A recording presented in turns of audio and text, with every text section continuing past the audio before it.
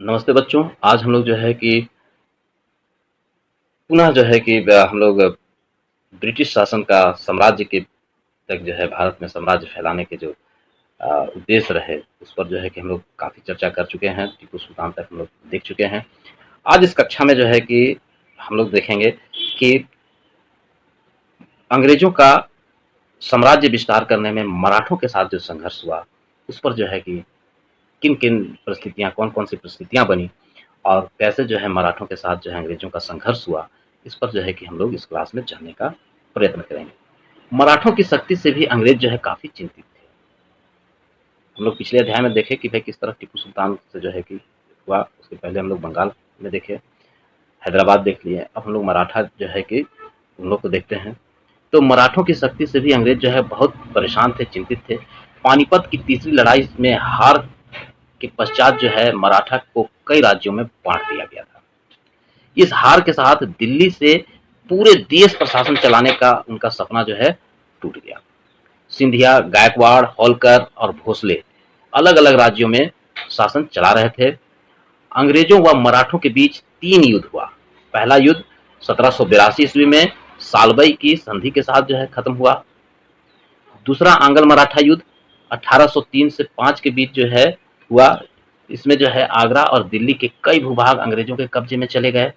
और तीसरा युद्ध जो हुआ, ये 1817 से 19 के बीच में हुआ, जिसमें अंग्रेजों ने मराठों की ताकत को पूरी तरह से कुचल दिया। महादजी सिंधिया और नाना फडणवीस 2 प्रसिद्ध मराठा योद्धा शासक थे। ठीक है।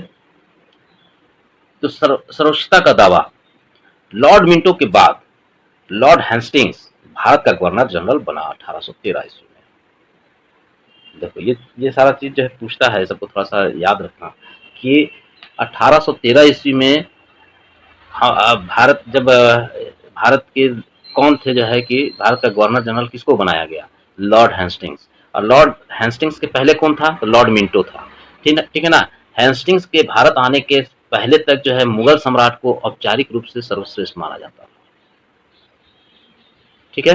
धीरे धीरे कंपनी यहाँ जो ईस्ट इंडिया कंपनी आई, वो बंगाल से होते हुए अवध, अवध बंगाल, फिर जो है कि तुम्हारा हैदराबाद, हैदराबाद से अब मराठा, मराठा से जाके जो है कि दिल्ली, ये जो है दिल्ली में कब्जा कर लिया। तो दिल्ली में जब हारा ये यानी कि हमारे राजतंत्र वाले जो राजा लोग थे, वो जब हार गए, तो उस समय जो है कि भारत 1813 ईस्वी के आसपास पूरा ये लोग कब्जा कर लिए।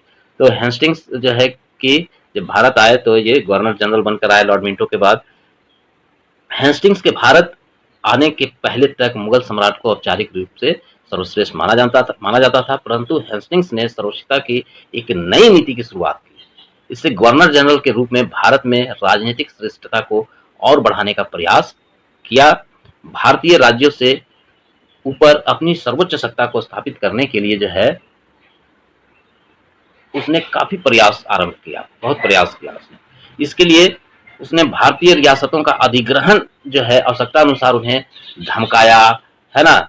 परंतु उसके फलस्वरूप उसे विरोध का भी सामना करना पड़ा, जिसे कित्तूर पर कब्जा करने के लिए के प्रयास से रानी चेन्नम्मा से अंग्रेजों के विरुद्ध हथियार उठाकर आंदोलन। अंततः 1849 ईस्वी में अंग्रेजों ने पंजाब को जो है अपना अधिकार जमा लिया, यानी है ना, पंजाब पर अधिकार हो गया। विलय का सिद्धांत जो है इन लोग लेके आया, है ना। लॉर्ड डलहौजी जो है कि फिर आए भारत, और ब्रिटिश साम्राज्य के विस्तार के लिए जो है लॉर्ड डलहौजी को ने विलय का रास्ता या हड़प की नीति को सहारा लिया। इसमें इसके तहत सर्वप्रथम जो है कि सतारा 1848 ईस्वी में, संबलपुर 1849 ईस्वी में, उदयपुर 1852 ईस्वी में, नागपुर 1854 ईस्वी में और झांसी को इस आधार पर अपने राज्य में मिला लिया गया। इन रियासतों का कोई पुरुष वारिस नहीं था, है ना।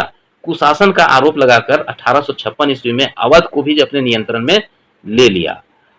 अपने नवाब को गद्दी से हटाने का अवध की जनता ने काफी विरोध किया, है ना। ठीक है, यहां तक कोई दिक्कत नहीं है। इसका परिणाम क्या हुआ, और 1857 में इसका जो है ना एक महान विद्रोह के रूप में जो है कि ये उभर कर आया। विलय नीति जो है डलहौजी जो है लेके आया था, जिसमें कई एक राज्यों को जो है कि उसने मिला लिया। इसमें जो है जब ये जो है तो 1857 के महान विद्रोह में सक्रिय भूमिका इसने निभाई। डलहौजी ने अपनी इस नीति के द्वारा देसी नरेशों और उसकी प्रजा में असंतोष की भावना फैला दी थी। अब किसी का राजा को हटा दिया गया, लेकिन वो सैन्य शक्ति में जो है भारी है, तो प्रजा अंदर अंदर तो बहुत कुंठित थी कि भाई ये तो गलत हो रहा है। अंग्रेजों को यहाँ व्यापार करने आए थे, अब यहाँ हम लोग का राजा को भी हटा दिए, तो लोग बहुत परेशान था और क्रोधित भी था, लेकिन कुछ कर नहीं सकता था। तो एकदम बिल्कुल उहापोह की स्थिति थी अंदर में, जो है ना, विद्रोह करने का तो था उसके मन में बहुत ज्यादा था कि भाई हम किसी तरह जो है कि इस अंग्रेजों को मार भगाएं, लेकिन इसके पास शक्ति नहीं थी इतनी। सोच सकते थे, लेकिन उसका प्रत्यक्ष रूप से जो है कि विरोध नहीं कर सकते। 1800 लेकिन 1857 का जब विद्रोह हुआ तो ये सारी उद्भावना उद्वेदना जो अंदर थी, ये सारे निकल के सामने आए। अभी हम लोग देखेंगे इसको, ठीक है ना।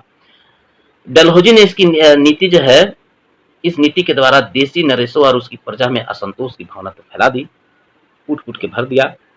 अंग्रेज विरोधी जो है विद्रोह को बढ़ावा दिया। नए शासन की व्यवस्था, वारेन हेस्टिंग्स जो है आ गए, है ना। वारेन हेस्टिंग्स जो है कि 1773 से 1785 में भारत आए। इधर हम लोग देखेंगे ये 1857 का जो विद्रोह जो हुआ यहाँ पर, जो जिसकी चर्चा है, ये एक अलग अध्याय ही है। इसको हम लोग अलग अध्याय के रूप में जानेंगे, क्योंकि अगर 1857 का अगर हम लोग विद्रोह कर दें, तो विद्रोह अभी यहाँ शुरू करें तो काफी समय निकल जाएगा और ये हम लोग पार्ट से भटक जाएंगे, ठीक है ना। तो अब हम लोग जो है कि 1857 का विद्रोह सबको याद होगा, जो झांसी की रानी और हमारा वीर कुंवर सिंह, है ना, और ऐसे ही तात्या टोपे, मंगल पांडे, ये सारी की कहानियां हैं। उसको हम लोग जो है कि बाद में हम लोग देखेंगे। तो अब जो है देखिए यहाँ पर जो है, तो उसका बहुत व्यापक प्रभाव पड़ा था भारत में। नए शासन की व्यवस्था जो है कि अब आई। वारेन हेस्टिंग जो है 1773 से 1785 में के बीच में भारत का गवर्नर जनरल बना, यानी 1773 में वो बना और 1785 ईस्वी तक रहा। गवर्नर वारेन हेस्टिंग्स को भारत का पहला गवर्नर जनरल बनने का सौभाग्य मिला, ठीक है ना। भारत का पहला गवर्नर जनरल कौन था? वारेन हेस्टिंग्स, जो 1773 ईस्वी में बना और 1785 ईस्वी में बना। भारत में अंग्रेजी राज्य के विस्तार एवं सुदृढ़ीकरण में वारेन हेस्टिंग्स की जो है भूमिका महत्वपूर्ण रही। उनके समय तक अंग्रेज कंपनी जो है बंगाल, मुंबई, मद्रास में सत्ता हासिल कर चुकी थी। ये तीनों कंपनी के प्रशासकीय इकाई भी थे। इन्हें प्रेसिडेंसी भी कहा जाता था। वारेन हेस्टिंग्स ने कई प्रशासकीय व न्यायिक सुधार भी भारत में किए। न्यायिक व्यवस्था के तहत जो है हर जिले में फौजदारी अदालत और दीवानी अदालत की स्थापना जो है कि वारेन हेस्टिंग्स ने ही किया। ये जो न्यायालय हम लोग देखते हैं ना, ये इसकी शुरुआत जो है वारेन हेस्टिंग्स के काल में ही 1773 रेगुलेटिंग एक्ट जब बना था उसके द्वारा किया गया था, है ना, 1773 ईस्वी में। इसको हम लोग देखेंगे। न्यायिक व्यवस्था के तहत जो है कि किसी को न्याय मिलना है, कोई अगर फौजदारी होता है न्याय, तो उसको जो है कि अदालत में जाएगा मैटर, तो ये अदालत और दीवानी और फौजदारी अदालत जो है कि इसकी व्यवस्था जो है कि वारेन हेस्टिंग्स के समय में ही किया। कलेक्टर, जिला में कलेक्टर जो है, कलेक्टर बनाए गए, है ना। जिला में धन संग्रह करने के लिए, टैक्स वसूली करने के लिए कलेक्टर बनाया गया, है ना। ये जो है इन कलेक्टर निगरानी रखते थे, है ना। फौजदारी अदालत और काजी एवं मुफ्ती के अधीन होते थे, पर इस पर कलेक्टर जो है निगरानी रखते थे। कलेक्टर बनाया गया इन सबको निगरानी रखने के लिए, टैक्स वसूली और अदालत की का जो है कि काम को देखने के लिए। 1773 ईस्वी में रेगुलेटिंग एक्ट के तहत कलकत्ता में सर्वोच्च न्यायालय की स्थापना हुई। पहला न्यायालय जो है सर्वोच्च न्यायालय वहां पर बना कलकत्ता में, ठीक है ना। सर्वोच्च न्यायालय 1773 के रेगुलेटिंग एक्ट के तहत जो है कि भारत का पहला सर्वोच्च न्यायालय बना। जिला के कलेक्टर का मुख्य काम था लगान तथा कर संग्रह करना।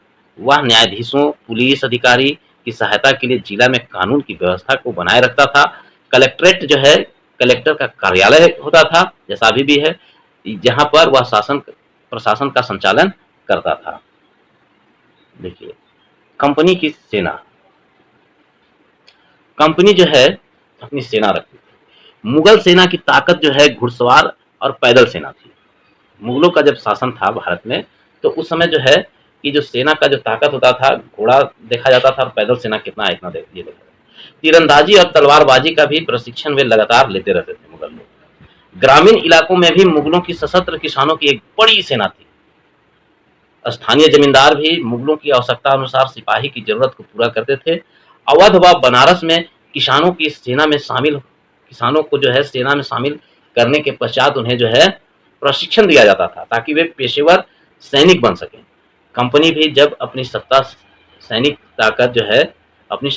ताकत की बदौलत बढ़ाने में जुटी तो उसने सैनिकों की भर्ती का यह तरीका अपनाया जिसे सिपोए कहा जाता है। यानी सैनिक के भर्ती का जो तरीका अपनाया गया था उसको सिपोए कहा जाता था।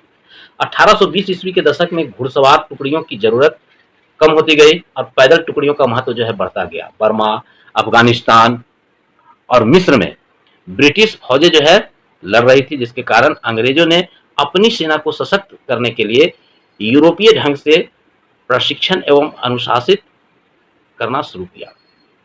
इस कड़ी में अपनी सेना को सशक्त करने के लिए अंग्रेज कभी-कभी जो है जाति एवं समुदाय की भावनाओं को भी ध्यान में नहीं रखते थे, जिसकी वजह से सेना में जो है क्या हुआ, असंतोष बढ़ते जा रहा था। ईस्ट इंडिया कंपनी धीरे-धीरे जो है एक व्यापारिक कंपनी से एक औपनिवेशिक शक्ति बन गई। भाप के सहारे चलने वाले समुद्री जहाजों के कारण अब अंग्रेज जो है अपने परिवार जो है आसानी से भारत लाने ले जाने लगे।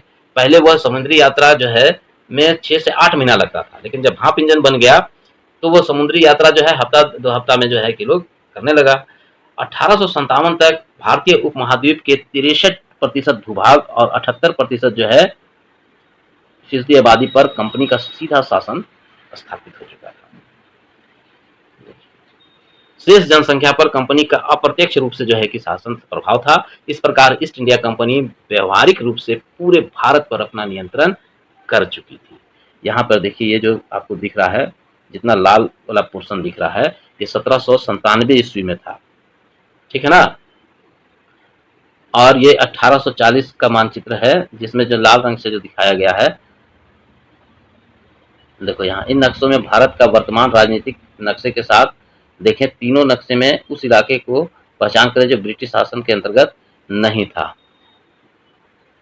यहाँ पे देखिए इस नक्शे में देखो तो कौन कौन ब्रिटिश शासन के अधीन था। ब्रिटिश शासन के अधीन जो पीला वाला भाग था, देखो 1797 में जो पीला वाला जो भाग था वो जो है ब्रिटिश शासन के अंतर्गत था। बनारस जिसमें था, कलकत्ता था, है ना। और ये जो पीला पीला भाग जो है इधर कालीकट का जो एरिया है, मद्रास का कुछ इलाका है ना, इधर ये सब था।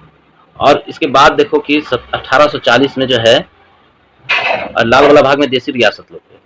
और यहाँ पर देखो इस नक्शे में जो है मानचित्र नंबर 3 में, इसमें जो है कि जो पीला रंग से जो दिखाया गया है, ये जो है कि कितना बढ़ गया। ये पीला रंग वाला जो है कि ब्रिटिश शासन के अधीन है ना। अब इसी को हम लोग आगे देखते हैं। देखो यहाँ पर 1857 यही चीज दिखाना है कि 1857 में जो पीला वाला भाग है, इतना पीला वाला भाग जो है चारों तरफ जो है ये पूरे जो है कि ब्रिटिश सरकार के अंतर्गत था। और ये जो लाल वाला जो भाग दिख रहा है, इस पर भी जो है अप्रत्यक्ष रूप से जो है कि उनका जो है अधिकार था, यानी अपना जो है लोग रखे हुए था राजा, जो उसके हितों की रक्षा करता था, ठीक है ना। अब देखते हैं यहाँ पे झारखंड में कंपनी का प्रवेश कैसे हुआ। अपने झारखंड में कैसे प्रवेश हुआ। झारखंड में अंग्रेजों का प्रवेश जो है सिंहभूम जिले से की ओर से हुआ, पहाड़ी क्षेत्र है, उधर से हुआ। 1765 ईस्वी में बिहार, बंगाल और उड़ीसा की दीवानी जब ईस्ट इंडिया कंपनी को प्राप्त हुई थी, तब जो है झारखंड अंग्रेजों के अधीन आ गया। ईस्ट इंडिया कंपनी आ गया तो भाई वो अंग्रेज के अधीन चला गया 1765 ईस्वी में। झारखंड उस समय बिहार का एक अंग था। हालांकि इसके 6 साल बाद तक अंग्रेजी सरकार जो है यहाँ कोई सीधी प्रशासनिक व्यवस्था नहीं स्थापित कर पाया। उसके बाद 18वीं शताब्दी के अंत तक इस क्षेत्र में राजस्व वसूली और कानून व्यवस्था लागू करने में अंग्रेजों को काफी कठिनाइयों का सामना करना पड़ा, जिसके परिणाम स्वरूप अंग्रेजों को कई जनजातीय आंदोलनों का सामना करना पड़ा। दीवानी मिलने के 2 वर्ष के बाद जो है 1767 में अंग्रेजों के सिंहभूम में प्रवेश के तुरंत बाद जो है विद्रोह जो है मानभूम के अपदस्थ राजा जगन्नाथ ढाल के नेतृत्व में हुआ। मानभूम विद्रोह जो है जगन्नाथ ढाल जो है कि ढाल विद्रोह के नाम से जाना जाता है, उनके नेतृत्व में शुरू हुआ 1767 में। 1765 में तो इसको मिला, लेकिन ये लोग जो है कि 6 वर्ष तक तो वसूल नहीं सका था, है ना। 1767 में अंग्रेज जब आ रहे थे सिंहभूम की तरफ से प्रवेश कर रहे थे झारखंड में, उस समय जो है कि वहाँ के राजा जो थे वो जगन्नाथ ढाल थे, जिसमें उनके साथ जो है कि मानभूम में जो है कि ढाल विद्रोह हुआ। अंग्रेजों के आगमन के साथ झारखंड के विभिन्न क्षेत्रों में सत्ता और शासन के साथ शोषण के एक नए अध्याय की शुरुआत हो गई। 1793 ईस्वी में अंग्रेजों के परमानेंट सेटलमेंट कानून के तहत शोषण और दमन का चक्र भी जो है तेजी से चलने लगा और उसके खिलाफ जो है अंग्रेजों के खिलाफ आदिवासी संघर्ष की भी शुरुआत हुई।